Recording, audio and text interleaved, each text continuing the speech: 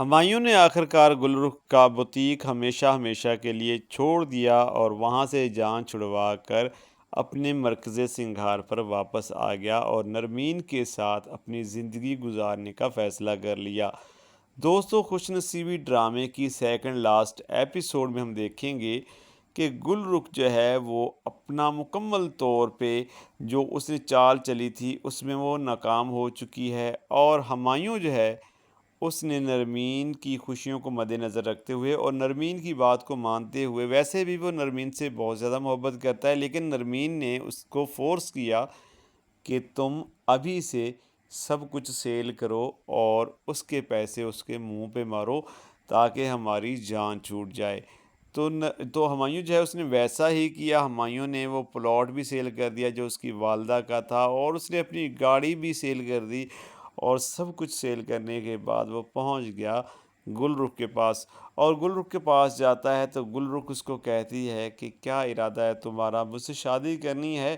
یا مجھے پیسے دینے ہیں، کیا کرنا چاہتے ہو؟ مجھے امید ہے کہ تم اچھا فیصلہ کرو گے جو تمہاری زندگی میں سکون بھر دے۔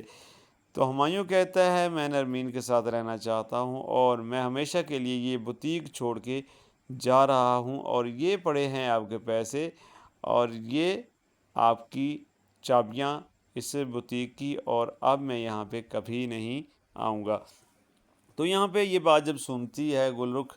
تو جناب اس کو تو دن میں تارے نظر آ جاتے ہیں کہ یہ کیا ہو گیا۔ اس کو لگتا تھا کہ ہمایوں جو ہے وہ پیسے کی لالچ میں آ کر مجھ سے شادی کر لے گا اور 65 لاکھ روپے دے نہیں پائے گا اور تب بھی مجھ سے شادی کر سکتا ہے۔ تو دونوں طرف سے وہ خوش تھی کہ ایک تو ہو سکتا ہے کہ وہ پیسے کی لالچ میں مجھ سے شادی کر لے، دوسرا یہ کہ جب وہ 65 لاکھ جمع نہیں کرا پائے گا تو مجبور ہو کے مجھ سے شادی اس کو کرنی ہی پڑے گی۔ لیکن سارے حساب کتاب سیدھے ہو گئے۔ نرمین نے جو ہے وہ ساتھ دیا ہمایوں کا، اور اس طرح سے سارے پیسوں کا ارینجمنٹ بھی ہو گیا، اور اس کے بعد اس کی جان بھی ہمیشہ ہمیشہ کے لیے گل رخ سے چھوٹ گئی۔ اور دوسری طرف جو طلحہ ہے، طلحہ کو اپنے اس کارنامے پہ یا اپنی اس حرکت پہ بہت زیادہ شرمندگی ہوتی ہے کہ میں نے ایمان کو کمرے میں لاک کر دیا تھا اور ایک چھوٹی سی بات پہ، اور وہ اس بات کو لے کے کافی زیادہ پریشان ہوتا ہے، اور وہ پہنچ جاتا ہے سراج صاحب کے گھر، اور جب وہاں پہ جاتا ہے تو مین گیٹ کھولنے ایمان ہی آتی ہے، اور جب وہ دیکھتی ہے کہ سامنے طلحہ کھڑا ہے تو وہ اس سے پوچھتی ہے کہ تم کیا لینے آئے ہو، میں تمہارے ساتھ نہیں جانے والی۔ تو وہ کہتا ہے کہ میں تمہارے ابو سے یعنی کہ سراج صاحب سے ملنے کے لیے آیا ہوں۔ تو ایمان اس کو اپنے ابو کے پاس لے جاتی ہے اور اس کو وہاں پہ بٹھا کے خود کسی کمرے میں جا کے بیٹھ جاتی ہے، اور یہاں پہ سراج صاحب جو ہیں وہ اچھی خاصی دھلائی کرتے ہیں یہاں پہ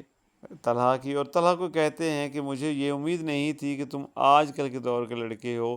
سلجھے ہوئے اور سمجھدار مجھے لگتے ہو، پھر بھی تم نے جو حرکت کی ہے میری سمجھ سے باہر ہے کہ تم نے میری بیٹی کو کمرے میں بند کر دیا۔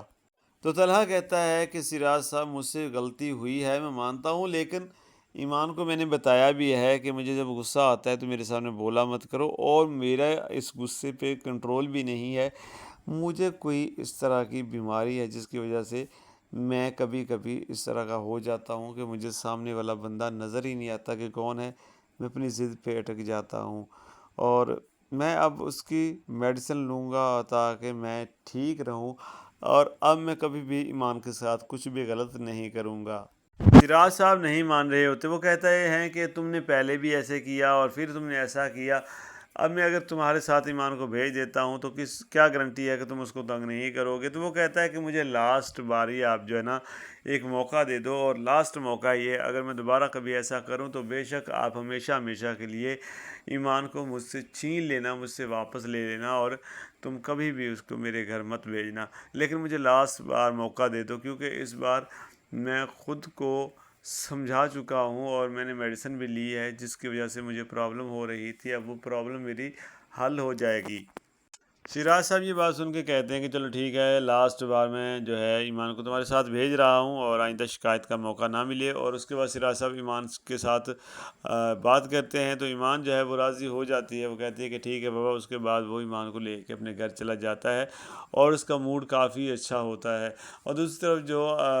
ماہین ہے، ماہین جو ہے وہ نہال کے بارے میں سوچ رہی ہوتی ہے کہ کب اس سے طلاق ہوگی، اور کیونکہ وہ اس سے محبت کرتی تھی تو ظاہری بات اس کو بھولنا بھی آسان نہیں ہے۔ اور دوسری طرف جو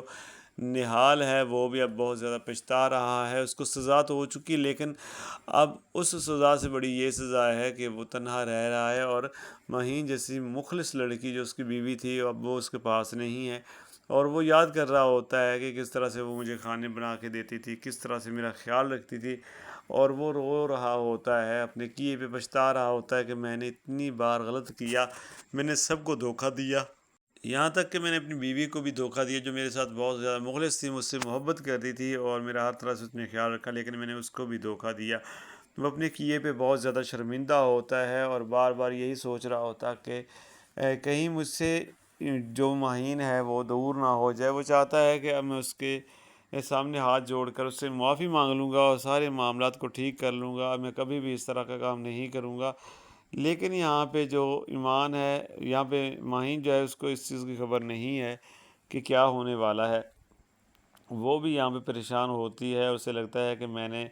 کاغذات بھیج دیے ہیں تو اب وہ جلدی سائن اس پہ کر دے گا، لیکن اس کو نہیں پتہ کہ نہال اب کافی حد تک ٹھیک ہو چکا ہے، وہ سمجھ چکا ہے، اپنی غلطی کا اعتراف کر چکا ہے اور اب وہ اسے معافی مانگنا چاہتا ہے۔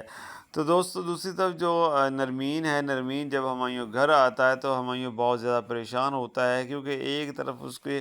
اوپر احسانات تھے گلرخ کے، دوسری طرف جو گلرخ تھی وہ اکیلی تھی، اس کی والدہ جو ہے اس کی ڈیتھ ہو گئی اور وہ بیچاری اکیلی، اور اکیلی کا اتنا بڑا بزنس، اور تیسرا یہ ہے کہ اس نے اس کے 65 لاکھ روپے اس سے لیے تھے اور اس نے دے دیے تھے اس مشکل وقت میں، اور یہ ساری باتیں سوچ رہا ہوتا ہے، اسی وجہ سے وہ ذہنی طور پر کافی ڈسٹرب ہوتا ہے اور بہت زیادہ پریشان ہوتا ہے۔ تو نرمین اس کو کہتی ہے کہ ہمایوں تم کیوں پریشان ہو؟ تو ہمایوں کہتا ہے ویسے ہی پریشانی ہے۔ تو نرمین جو ہے وہ کہتی ہے کہ ایسا تو نہیں کہ گلرخ کو چھوڑنے کا صدمہ لگ گیا ہو؟ تو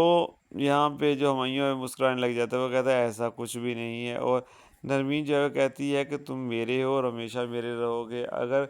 اب دوبارہ کبھی گلرخ تمہارے اور میرے درمیان آئی تو میں اسے چھوڑوں گی نہیں۔ یہ بات سن کر جو ہمایوں ہے وہ بہت زیادہ خوش ہو جاتا ہے، کیونکہ ہمایوں تو ہمیشہ یہ چاہتا تھا کہ کبھی گلرخ جو ہے اور کبھی نرمین جو ہے میرے بارے میں اچھے طریقے سے بات کرے، جیسے میں اس سے محبت کرتا ہوں وہ بھی ویسے ہی محبت مجھے کرے۔ اور اب واقعی جو ماہین ہے، اب واقعی جو نرمین ہے اس کو اب اس سے محبت ہو چکی ہے اور وہ اب اس سے دور نہیں رہ پا رہی۔